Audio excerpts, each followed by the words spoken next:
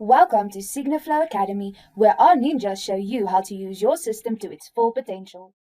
So, you'd like to learn more about downloading a document's audit trail in your SigniFlow dashboard. The audit trail or audit log of a document gives you a full history of all the actions that have taken place with regard to the document in question.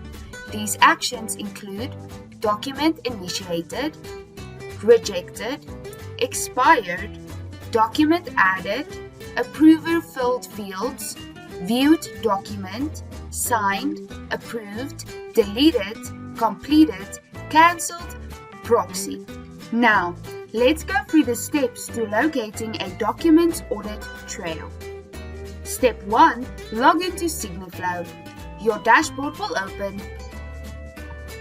Step 2. Select the basket containing the document you want to download the audit trail for. Step 3.